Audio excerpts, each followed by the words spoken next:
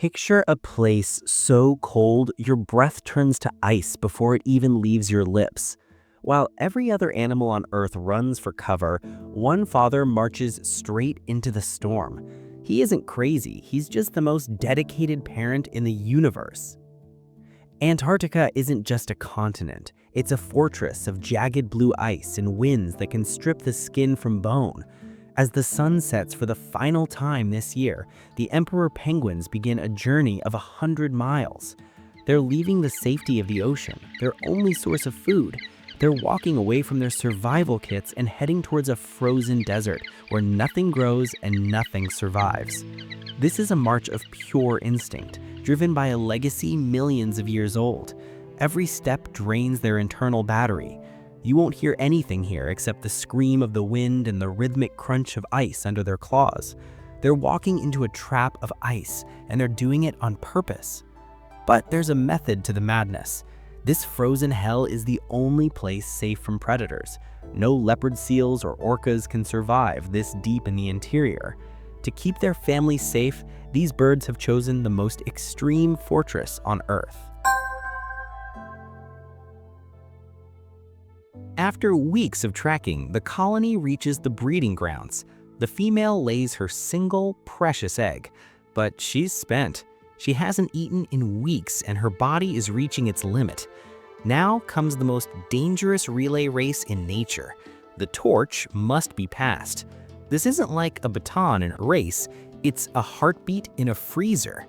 If that egg touches the ice for even a second, the liquid inside will freeze solid instantly. It's game over before it even begins. The father rolls the egg onto his own feet and tucks it into a brood pouch, a warm, feather-lined pocket of skin.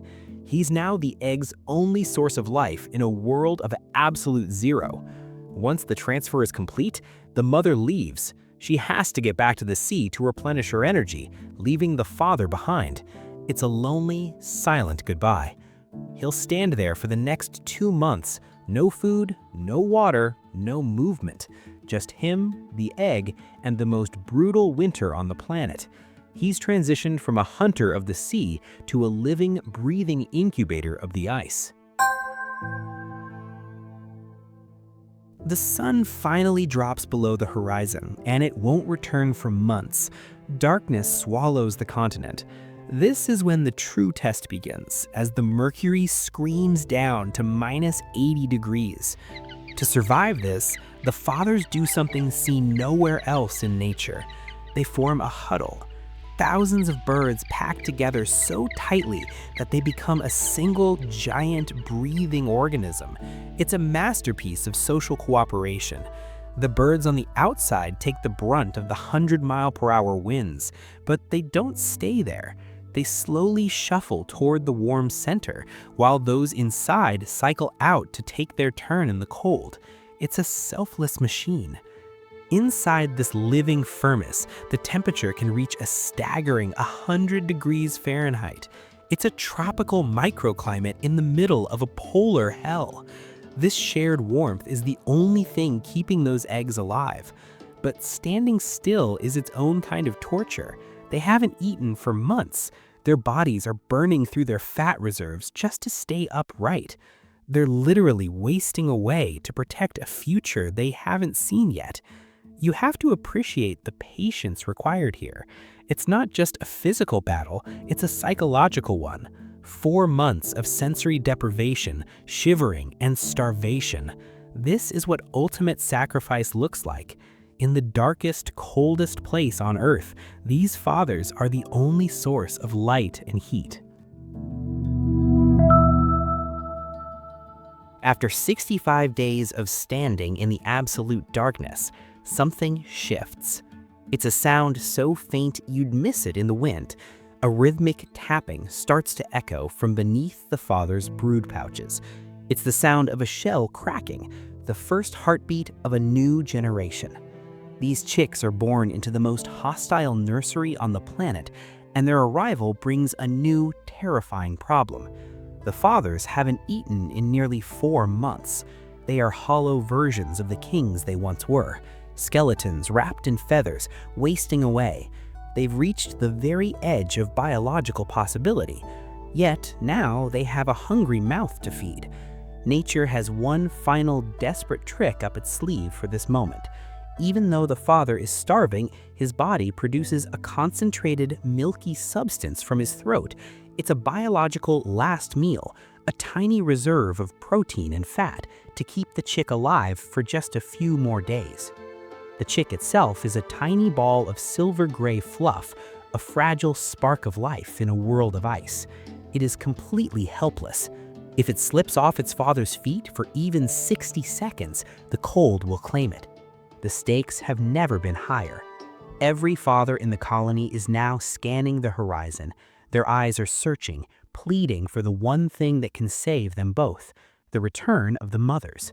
If the mothers don't arrive soon, the father will be forced to make an impossible choice: stay and starve to death with his child, or abandon the chick to save himself. The wind picks up again, a brutal reminder that winter isn't finished with them yet. The fathers huddle tighter, shielding these new lives with their own failing bodies. It's a silent, desperate wait. And then, a sound breaks through. Not the wind and not the ice. A distant, trumpeting call. The mothers are coming. Their bellies are full of fish, and they are racing across the ice to find their families. The greatest rescue mission in the natural world has finally begun. The horizon is no longer empty. A wave of black and white breaks the monotony of the ice. Thousands of mothers are returning, sliding on their bellies like high-speed sleds. They've traveled over 70 miles across the frozen desert, and they've brought with them the only thing that matters now: life. But the colony is a chaotic sea of 10,000 faces. How do you find one partner in a crowd this size? The answer is in the air. The silence of winter is shattered by a deafening, beautiful symphony. Each pair has a unique vocal signature, a song etched into their DNA that only they recognize. When they finally lock eyes, the reunion is a masterpiece of tenderness. They bow to each other, a silent, moving acknowledgement of the hell they've both endured. The father's long, lonely vigil is finally over. Now comes the handover.